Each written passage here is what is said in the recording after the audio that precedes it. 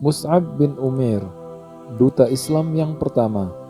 Mus'ab bin Umair adalah salah seorang di antara sahabat Rasulullah Sallallahu Alaihi Wasallam, seorang remaja Quraisy terkemuka, berwajah tampan. Para ahli riwayat menjulukinya seorang warga kota Mekah yang mempunyai nama paling harum. Suatu hari anak muda ini mendengar berita yang telah tersebar luas di kalangan warga Mekah mengenai Muhammad Al-Amin, Muhammad Sallallahu Alaihi Wasallam. Kabarnya beliau telah diutus Allah Subhanahu wa Ta'ala untuk memberi kabar gembira kepada umat agar mereka beribadat kepada Allah Subhanahu wa Ta'ala.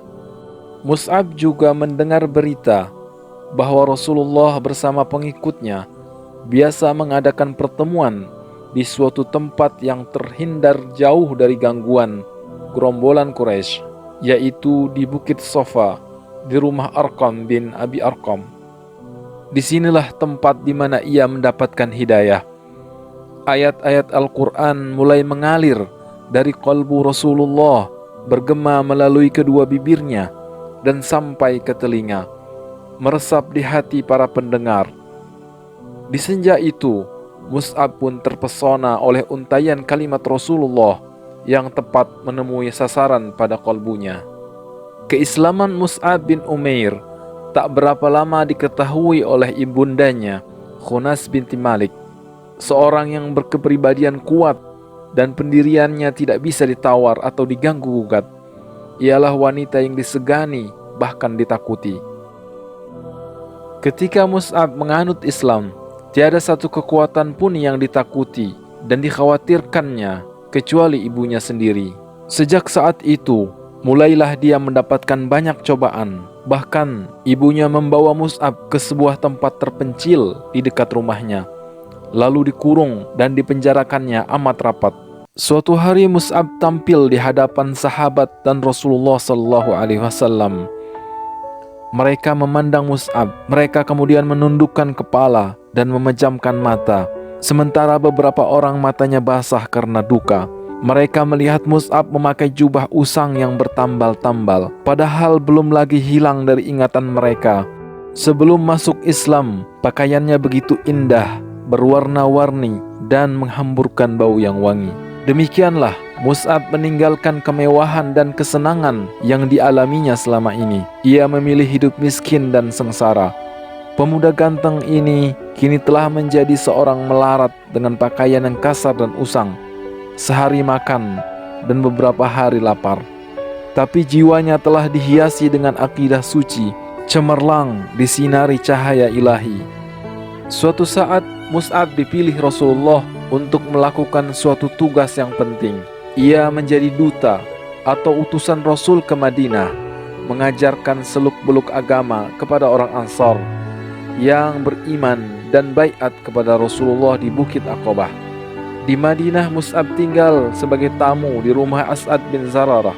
Dengan didampingi As'ad, ia pergi mengunjungi kabilah-kabilah, rumah-rumah, dan tempat-tempat pertemuan untuk membacakan ayat-ayat suci Al-Quran. Demikianlah duta Rasulullah yang pertama. Ia telah mencapai hasil gemilang tiada taranya, suatu keberhasilan yang memang wajar dan layak diperolehnya. Hari-hari dan tahun-tahun pun berlalu dan Rasulullah bersama para sahabatnya hijrah ke Madinah. Orang-orang Quraisy makin geram, dendam. Mereka menyiapkan tenaga untuk melanjutkan tindakan kekerasan terhadap hamba Allah yang saleh. Terjadilah perang Badar dan kaum Quraisy pun beroleh pelajaran pahit. Kemudian datanglah giliran perang Uhud dan kaum muslimin pun bersiap-siap mengatur barisan. Rasulullah berdiri di tengah barisan itu, menatap setiap wajah orang beriman, menyelidiki siapa yang sebaiknya membawa bendera. Maka terpanggillah Mus'ab yang baik, dan pahlawan itu tampil sebagai pembawa bendera. Berkata Ibnu Sa'ad, diceritakan kepada kami oleh Ibrahim bin Muhammad bin Shurahbil Al-Abdari dari bapaknya. Ia berkata, Mus'ab bin Umair adalah pembawa bendera di perang Uhud. Tatkala barisan kaum muslimin pecah, Mus'ab bertahan pada kedudukannya.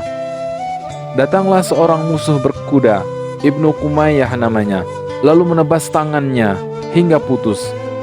Sementara Mus'ab mengucapkan, Muhammad itu tiada lain hanyalah seorang Rasul yang sebelumnya telah didahului oleh beberapa Rasul. Maka dipegangnya bendera dengan tangan kirinya sambil membungkuk melindunginya.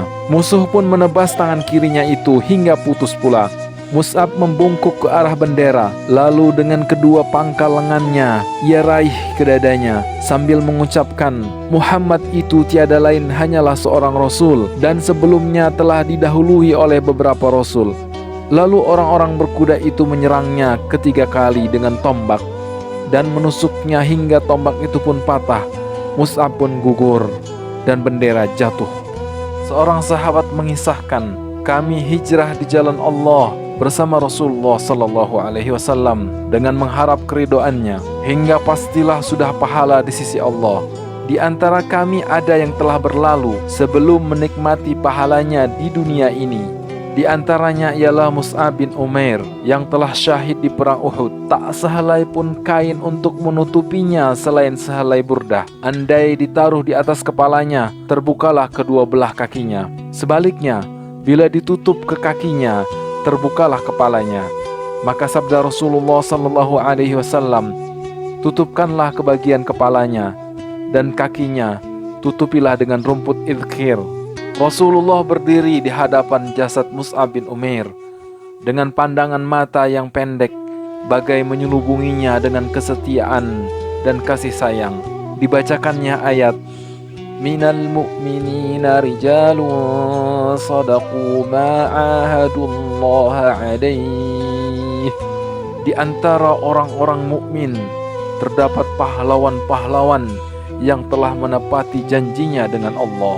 Kemudian Rasulullah sallallahu alaihi wasallam berseru, sungguh Rasulullah akan menjadi saksi nanti di hari kiamat bahwa tuan-tuan semua adalah syuhada di sisi Allah. Kemudian beliau berpaling ke arah sahabat yang masih hidup. Sabdanya, hai manusia, berziarahlah dan berkunjunglah kepada mereka serta ucapkanlah salam.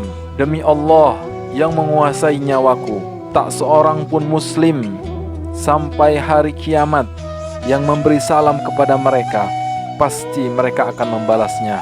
Salam atasmu wahai Mus'ab, salam atasmu sekalian wahai para syuhada.